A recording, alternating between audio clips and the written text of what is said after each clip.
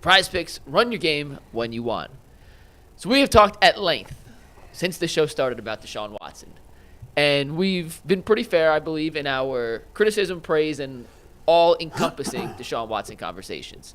Yesterday, Nathan Zegura on Cleveland Browns Daily had a pretty interesting comment on the Browns' future plans at the quarterback position. We're going to listen to this 30-second soundbite from Nathan Zegura on Cleveland Browns Daily. This run with Jameis here, and obviously what happened with Flacco last year, but now with them kind of as the buns between and yeah, we'll call it a spam sandwich. There you go. It's shown you that the path – I'm not sure we know what our path forward is at quarterback, and that is the biggest question that's going to face this franchise over the next few years, but I think it's pretty obvious now that we know what our path forward is not. Yes. And that is, unfortunately, painful but valuable knowledge. So he called him a spam sandwich. Wow. And we know what the path is not. We know what the path is not. Knowing who he works for, who pays his checks, his status within the Browns. What do you kind of make of Nathan Zegura going on a public platform and saying what he just said about Deshaun Watson? I think that's great news if you're a Browns fan, because there's still been a thought, I think, like, it's Jimmy. You never know. They may try to give it one more go with Deshaun Watson. There is no chance that Zegura is saying what he said there if Deshaun Watson were coming back. Yeah, he's heard that from a good source. Yeah, I mean that's typically how it goes when you're in the building. You get some information, you sort of know like how far you can take something, and yeah. It's also coming from state-run media. Sure, but it's also that's the official stance of Browns media. Yeah. But beyond that, beyond who says it and where the message is coming from, it's pretty obvious, right, to everybody. Well, it should be obvious, but you never know with Jimmy. Yeah, I hear you, but I think that this is so obvious that they have to move on. And the positive about Jameis Winston playing well for the Browns right now, for the offense putting up a bunch of points, is that it makes it more and more obvious the further and further we get along here in the season that Deshaun Watson, whatever that junk we watched at the beginning of the season, it's not good enough. He's not good enough, and they're going to move on. I think Bull's exhale here is what we're all kind of feeling. We've all said all along, we said it week 3, what's going on here? And then the pundits started weighing in. Why is Deshaun still playing? And then week 4, he's got to bench him. And then came the famous line or infamous line, he gives us the best chance to win. We now know that was definitively wrong.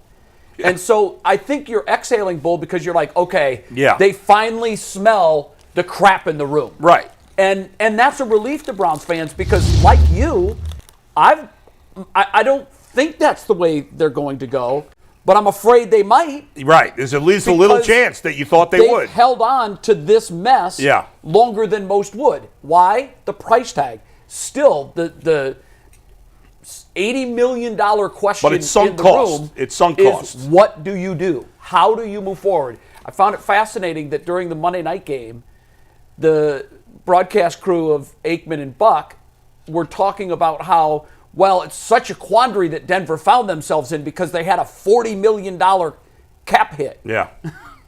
Double that.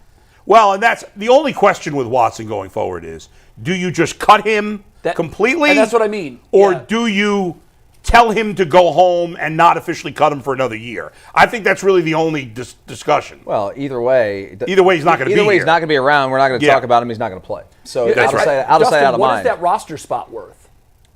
I mean, you can't designate him for like the problem is the Browns are. I mean, I would just cut him. I mean, I don't know exactly what hoops they have to go through to do that, but that's what I would do. The tricky part is that already, as of today, now contracts can be reworked, whatever, but as of today, the Browns are projected to be over the cap more than 30 of the other 31 teams. Only the Saints are projected to be further over the cap than the Browns. Right. And that's not including Deshaun Watson getting cut. Right. So I don't know if you will see, but I think when people say like, "Oh, we thought he was coming," no, I didn't think he was coming back. No, why do you think when he was on the cart crying because he tore his Achilles heel, that was it? Wasn't there a part of you though that was afraid that the Browns might do this because that's the Browns thing to do? No. They got to tell you They tell, like, I be saying it all the time. Coaches and general managers and front office lie to you every day.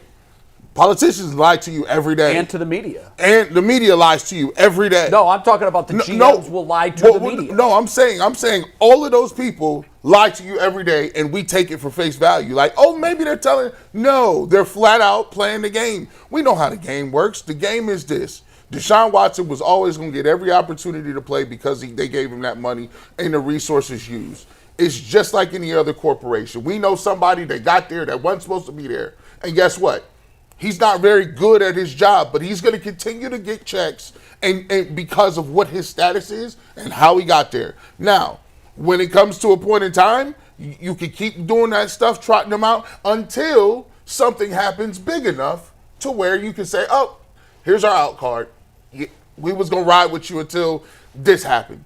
They were going to ride with him, let him give his opportunity to prove it. But when he got hurt, now you have another thing on top of the stack. And now it's like, okay, well, you weren't very productive and you've been hurt or unavailable 3 years in a row. Any quarterback, if you get hurt, you said this about Joe Burrow. People love Joe Burrow, but let you get hurt 3 years in a row.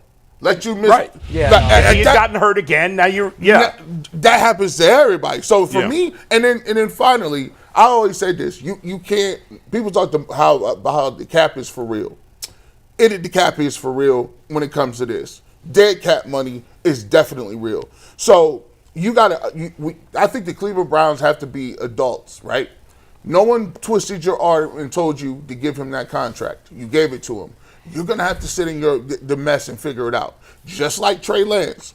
The San Francisco 49ers had to bite the bullet. They had to figure something out and retool on the fly. You're going to have to do the same thing. There was no easy fix. Denver, too. There's no easy fix. The money is $172 million.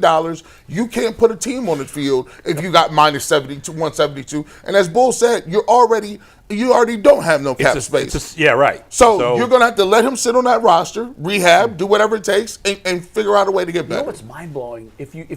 We say that number all the time, and it just sort of falls off of our tongue, and we're like, wow, 172 million. So I think it's 79.5 next year, 79.5 the following year. If you just do a little quick math, that's 160 million over 2 years. Guys, think of it this way.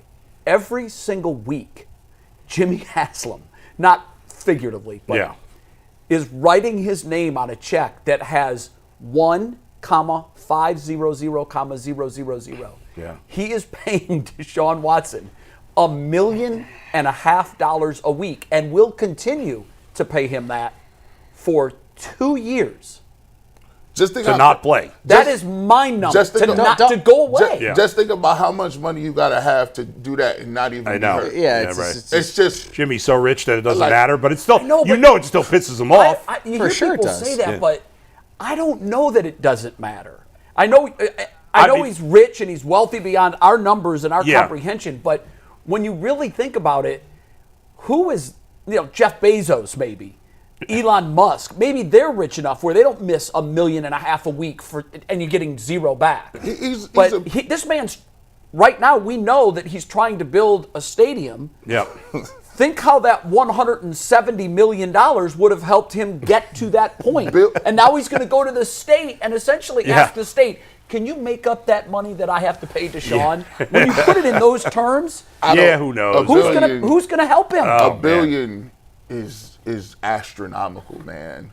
Like, it's not like these dudes are so rich and so filthy rich. I mean, these ain't regular billionaires. These are multi-billionaires. Yeah, like, true. That $1 million they can spend on, I don't know, bags and what are the Browns worth now? Like $2 billion or something? I thought it was. And he 5. bought them for what? He bought them for like $1 billion, didn't he? Yeah, I think it was 900,000. Yeah, 900 million. You might be able to check the valuation, but for some reason, $5 billion is kind of sticking out in my mind. Either way, he's more than doubled his money since he bought the team. But the other thing too, that's equity. Forbes says 5.14 billion. So $5 billion. But here's the thing, and people do this a lot with Dolan.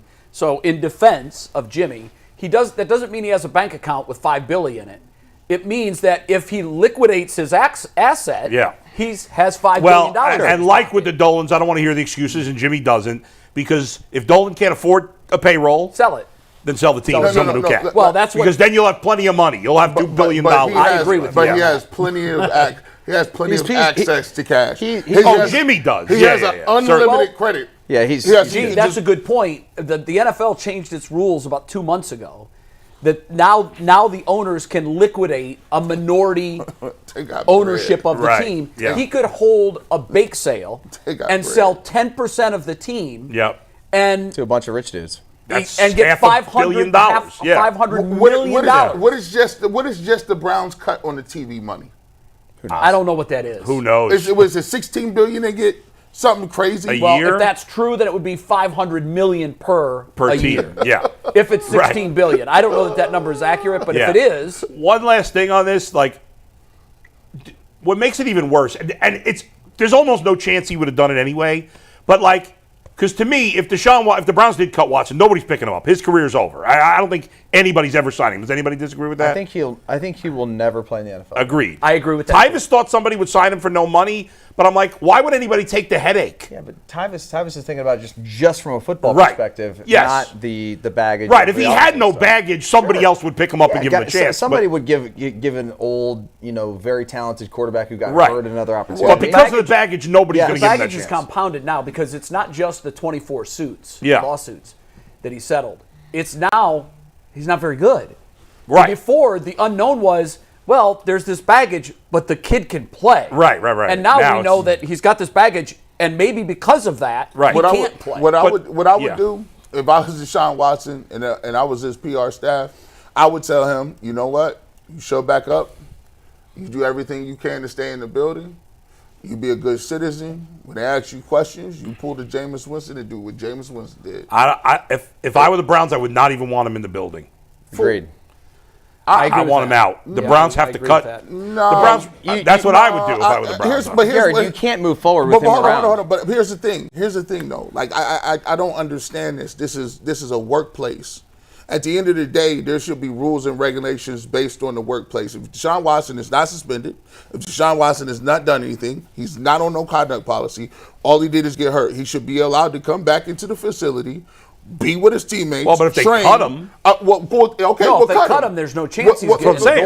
If they want to cut and take the cap hit, go. Yeah. You send him where you want. But if you're going to say he's on the roster and we're going to see if we can pay him to go home, I would say absolutely not. Let's